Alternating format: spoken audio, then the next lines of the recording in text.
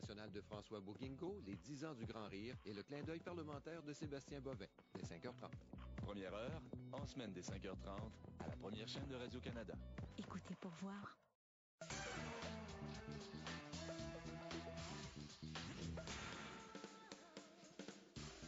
C'est mon père qui a fait ça. Suite après que tes mères a traversé ce que j'ai fait à Bilodeau. J'ai bien aimé ton grand courage de me défendre aussi. C'était pas dur, calice, d'inventer une menterie pour que ta mère sa mère. J'avais dû de scandaliser quand elle m'a trouvé. On vient de voir, Alexandra, l'extrait donné par une jeune troupe de théâtre amateur. Il s'appelle Nacéo. Il se prépare à aller en France, à un festival à Avignon.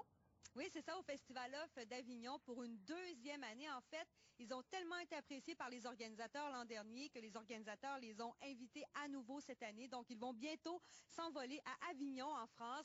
Mais ce soir et demain, ils présentent cette même pièce.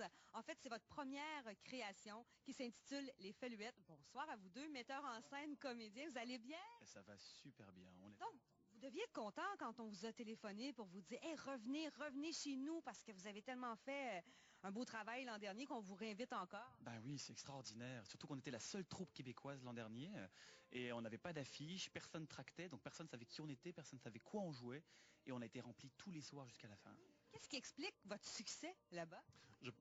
Je pense que c'est l'écriture de Bouchard qui est une écriture intense, passionnelle. C'est un véritable drame romantique qui a le souffle d'une tragédie grecque. Et ça, le public français a été happé par l'intensité de ce merveilleux texte-là. Et je pense que c'est ça qu'après, le bouche à oreille a fait que les gens ont dit il y a des jeunes surdoués du Québec qui présentent une pièce rare, une pièce dangereuse, une pièce troublante.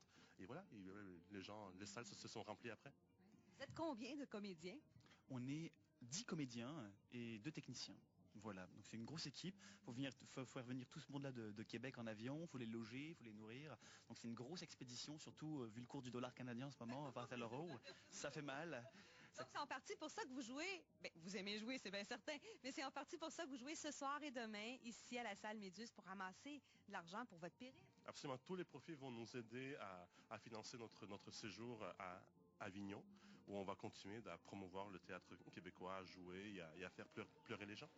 Et malheureusement, c'est complet ce soir et demain. Mais là, est-ce que vous allez la représenter, cette pièce-là, cet automne? Parce que vraiment, il y a un réel engouement. Bien, en fait, l'an dernier, quand on allait à Avignon, on nous a proposé d'aller jouer à Paris après, dans plusieurs théâtres de 300-400 places au centre-ville. Donc c'était énorme. Le problème, c'est qu'il fallait que l'équipe vienne, c'était compliqué. Et là, j'espère qu'après Avignon, on ait plus de soutien pour aller à Paris. Oui, mais on vous le souhaite. Merci beaucoup. C'est tout le temps qu'on a. Alors, bon voyage et bonne présentation ce soir et demain. Merci. Au revoir. Alexandra,